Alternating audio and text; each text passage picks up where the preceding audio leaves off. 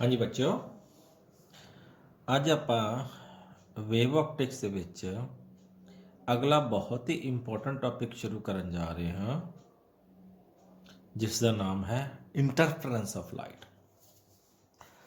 ਤੋ ਇੰਟਰਫਰੈਂਸ of light ਤੋਂ ਸ਼ੁਰੂ ਕਰਨ ਤੋਂ ਪਹਿਲਾਂ ਇੱਕ ਛੋਟਾ ਜਿਹਾ ਟੌਪਿਕ ਜਿਹੜਾ ਪਿਛਲੇ ਲੈਕਚਰ 'ਚ ਰਹਿ ਗਿਆ ਸੀ, ਉਹ ਹੈ behaviour of prism, lens and concave mirror. ਪਹਿਲਾਂ ਇਸ ਨੂੰ ਕੰਪਲੀਟ ਕਰੀਏ। ਸਭ ਤੋਂ ਪਹਿਲਾਂ ਤੁਹਾਨੂੰ ਵੇਵ ਫਰੰਟ ਬੇਟਾ ਦੱਸਿਆ ਸੀ, ਇਹ ਰੇਜ਼ ਨੇ। ਆਹ ਕੇ ਬੀ ਕਿਆ ਵੇਵ ਫਰੰਟ। तो wave front is perpendicular to the rays. ਇਹ ਆਪਣੇ ਕੋਲ ਦਿਖਾ ਰੱਖਿਆ ABC is an prism. So what is the behavior of a prism when a wavefront is incident? So KB is the incident wavefront and LC is the emergent wavefront. When time taken by the ray to go from K to L is equal to time taken by the ray to go from B to C. ਹੁਣ ਇਸ ਤਰ੍ਹਾਂ ਕਿਉਂ ਹੋ ਗਿਆ? ਕਿਉਂਕਿ B to C ਜਿਹੜਾ ਹੈ distance prism ਦੇ ਵਿੱਚੋਂ ਟਰੈਵਲ ਕੀਤਾ ਉਨੇ ਹੀ ਟਾਈਮ ਦੇ ਵਿੱਚ, ਕਿਉਂਕਿ ਇੱਥੇ ਵੈਲੋਸਿਟੀ ਆਫ ਲਾਈਟ ਜਿਹੜੀ ਹੈ ਘੱਟ ਹੈ, ਲੇਕਿਨ K ਤੋਂ ਲੈ ਕੇ L ਤੱਕ ਜਿਹੜਾ ਡਿਸਟੈਂਸ ਜ਼ਿਆਦਾਤਰ ਉਹ 에ਅਰ ਦੇ ਵਿੱਚ ਟਰੈਵਲ ਕਰਦਾ ਹੈ। 에ਅਰ ਦੇ ਵਿੱਚ ਵੈਲੋਸਿਟੀ ਆਫ ਲਾਈਟ ਜ਼ਿਆਦਾ ਹੁੰਦੀ ਹੈ, ਇਹਦੇ ਕਰਕੇ ਡਿਸਟੈਂਸ ਉਨੇ ਟਾਈਮ ਦੇ ਵਿੱਚ ਜ਼ਿਆਦਾ ਟਰੈਵਲ ਹੋ ਜਾਂਦਾ ਹੈ। ਇਹ ਹੈ behaviour of A prism for the case of wave fronts, incident wave front, emergent wave front. ਹੁਣ ਇसी तरह आह लेंस है, कन्वैक्स लेंस दिखाया, आ रेज ने पैरेलल रेज है, आह इंसिडेंट वेव फ्रंट है ए बी। क्योंकि जड़ा ਲੈਂਸ ਹੈ ਕਨਵੈਕਸ ਲੈਂਸ ਹੈ ਉਹ ਕਨਵਰਜਿੰਗ ਲੈਂਸ ਹੈ, ਰੇਜ਼ ਨੂੰ ਇਕੱਠੀਆਂ ਕਰ ਦਿੰਦਾ। ਠੀਕ ਹੈ, ਤਾਂ ਆ ਕੀ ਹੋ ਜਾਏਗਾ? ਇਮਰਜੈਂਟ ਵੇਵ ਫਰੰਟ। ਰੇਜ਼ ਵੀ ਕਨਵਰਜਿੰਗ ਵੇਵ ਫਰੰਟਸ ਬਣਨਗੀਆਂ। ਹੁਣ ਇਹ ਤੁਹਾਨੂੰ ਦਿਖਾ ਰੱਖਿਆ, ਇਹ ਸੀ ਲੈਂਸ, ਕਨਵੈਕਸ ਲੈਂਸ।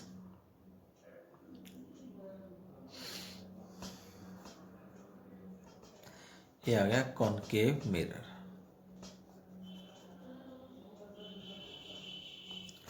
ਹਾਂਜੀ, ਕੌਨਕੇਵ ਮਿਰਰ ਦੇ ਵਿੱਚ ਆਹ ਇੰਸੀਡੈਂਟ ਵੇਵਸ ਨੇ ਜਿਹੜੀਆਂ parallel to the principal axis. ਆ ਪ੍ਰਿੰਸੀਪਲ ਐਕਸਿਸ ਹੈ, A B is the incident wave front. Refraction तो बाद कन्वर्ज करता रेज ਨੂੰ ਫੋਕਸ ਤੇ। A double dash P double dash B double dash, ਇਹ ਕੀ ਹੋ ਜਾਏਗਾ? Converging wave front. ਇਹ ਹੈ behaviour of the prism, lens and concave mirror. ਨਾ ਅੱਗੇ ਆਪਾਂ ਇੰਟਰਫਰੈਂਸ ਕਰਨਾ ਹੈ। तो इंटरफ्रेंस करन तो पहला सानू पता होना चाहिए what is a superposition principal.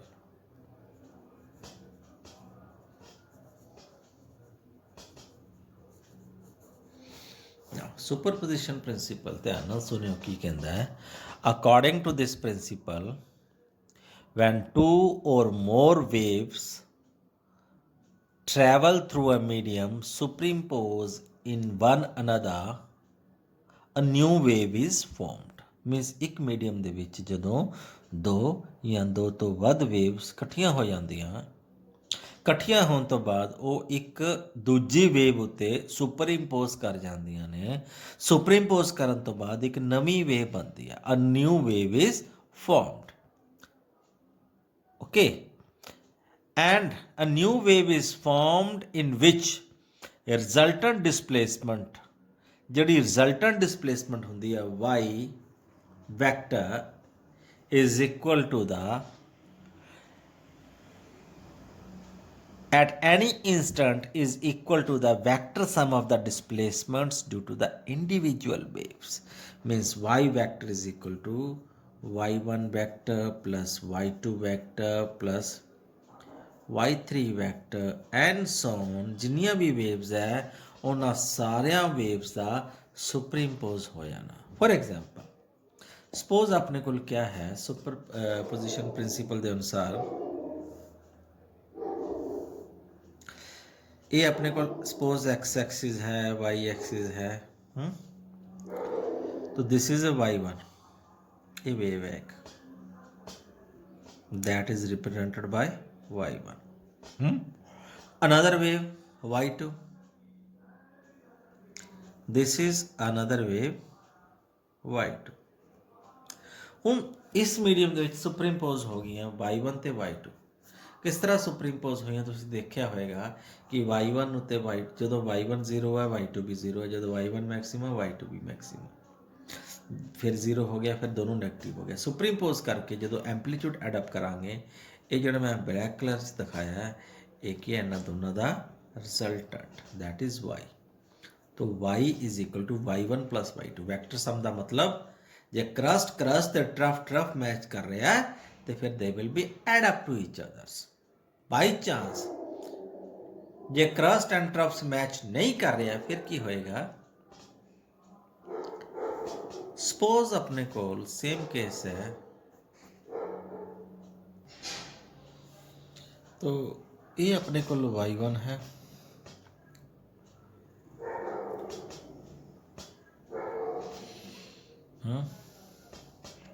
y2 इस तरह है,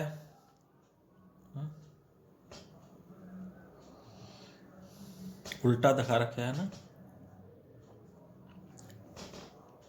y1 का मैगनीट्यूड इतने तो दोनों सेम डायरैक्शन सीगे ना, तो रिजल्टेंट मैगनीट्यूड बढ़ गया। ये y1 तो y2 अपोजिट डायरैक्शन है, लेकिन y1 ज़्यादा दिखा रखा है y2 तो रिजल्टेंट जो मैगनीट्यूड है वो की हो जाएगा ब्लैक कलर के विच थोड़ा घट गया है ना। तो एक ही है, तो इस केस में y लिख सकता y is equal to y1 minus y2, इस केस y लिख सकता y1 plus y2। That is why मैं सुपरपोजिशन प्रिंसीपल दे विच वैक्टर सम लिखा है। तो सुपरपोजिशन प्रिंसीपल दे विच क्या है, वैक्टर सम जड़ा हुंदा है इंडिविजुअल डिस्प्लेसमेंट्स दा, नेट डिस्प्लेसमेंट, ठीक है जी। तो आपां अगे हुण करदे हां जो कि बहुत इंपॉर्टेंट है, that is called interference of light।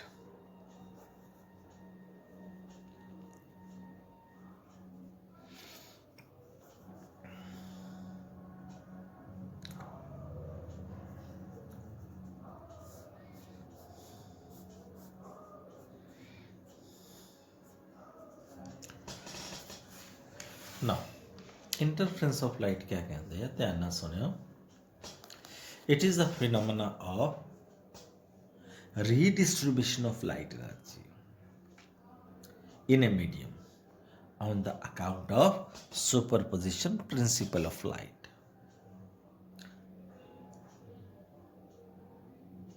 from two coherent sources। ਹੁਣ coherent sources क्या ਹੁੰਦੇ ਨੇ ਆਪਾਂ ਅੱਗੇ ਜਾ ਕੇ ਗੱਲ ਕਰਦੇ ਹਾਂ, है ना। coherent sources ਉਹਨੂੰ ਕਹਿ ਦਿੰਦੇ, ਮਾੜਾ ਜਿਹਾ ਆਈਡੀਆ ਦੇ ਦਿੰਦੇ ਆ, ਜਿਹੜੇ ਇੱਕੋ ਤਰ੍ਹਾਂ ਦੇ ਵਾਈਬ੍ਰੇਸ਼ਨਸ, ਇੱਕੋ ਤਰ੍ਹਾਂ ਦਾ ਮੈਗਨੀਟਿਊਡ, ਇੱਕੋ ਤਰ੍ਹਾਂ ਦੀ ਓਸੀਲੇਸ਼ਨਸ, ਇੱਕੋ ਤਰ੍ਹਾਂ ਦਾ ਐਂਪਲੀਟਿਊਡ, ਇੱਕੋ ਤਰ੍ਹਾਂ ਦਾ ਐਂਪਲੀਟਿਊਡ ਜਾਂ ਇੱਕੋ ਤਰ੍ਹਾਂ ਦੀ ਫ੍ਰੀਕੁਐਂਸੀ ਜਾਂ ਵੇਵਲੈਂਥ ਪੈਦਾ ਕਰਦੇ ਨੇ, ਹੈ ਨਾ। तो ਉਹਨਾਂ ਨੂੰ ਅਸੀਂ ਕੋਹਰੈਂਟ ਸੋਰਸਿਸ ਕਹਿੰਦੇ ਆ। ਡਿਟੇਲ 'ਚ ਆਪਾਂ ਪੜ੍ਹਦੇ ਆ। तो ਜਿਹੜੀ ਮੈਂ ਕਹਿ ਰਿਹਾ ਇੰਟਰਫਰੈਂਸ ਆਫ ਲਾਈਟ ਦੀ ਡੈਫੀਨੇਸ਼ਨ ਤੁਸੀਂ ਧਿਆਨ ਦੇਣੀ ਹੈ। It is a phenomena of redistribution of light energy in a medium on account of superposition principle of light waves from two coherent sources। ठीक है, हो सकता थानू डेफिनेशन ना समझ आई होवे तो बट लेकिन समझ आ जाएगी, इन्ना कि मैनू गारंटी है अपने आप ते, जे तुसी ध्यान नाल सुनी होएगी थानू समझ मैं लिया दांगा। समझण तो पहला आपां अगे करदे आ यंग्स डबल स्लिट एक्सपेरीमेंट। पूरी समझा देगा थानू, कोई दिक्कत नहीं है। ना Young's double slit experiment diagram दे बेस पे है, यदि प्रॉपर डायग्राम किसी तो भी नहीं बनती। मैं बहुत औखी करके एक बार बनाई सी नोट्स दे विच हूँ, मेरे हुण पता नहीं ध्यान च कित्थे पे है कित्थे नहीं पे, तो थोड़े तो भी नहीं बननी है ना। बहुत सारी कैलकुलेशन करके मतलब ज्योमैट्री नू यूज़ करोगे फिर बनाओगे, इसलिए मैं डायरैक्ट बुक चो चकदा यंग्स डबल स्लिट एक्सपेरीमेंट दी डायग्राम। ओके बच्चों, यंग्स साइंटिस्ट का नाम है, ये कोई शक नहीं। हुण आ की है स्लिट दिखा रखी है। स्लिट की हुंदा, ये पीछे एक सोर्स है। पहली गल तो इस ਯੰਗਸ ਨੇ 1802 ਦੇ ਵਿੱਚ ਇਸ ਨੂੰ ਇੰਟਰਫਰੈਂਸ ਆਫ ਲਾਈਟ ਨੂੰ ਲੈਬੋਰੇਟਰੀ ਦੇ ਵਿੱਚ ਬਣਾਇਆ ਸੀ। ਪਹਿਲੀ ਗੱਲ ਤੇ ਇਹ ਜਿਹੜੀ ਚੀਜ਼ ਯੰਗਸ ਨੇ ਕਰਤੀ ਇਹ ਬਹੁਤ ਵੱਡਾ ਕੰਮ ਹੈ, ਇਹ ਜਲਦੀ ਕਿਤੇ ਹੁੰਦਾ ਨਹੀਂ, ਜਲਦੀ ਕਿਤੇ ਲੈਬਸ ਦੇ ਵਿੱਚ ਬਣਾਇਆ ਨਹੀਂ ਜਾਂਦਾ, ਠੀਕ ਹੈ ਨਾ।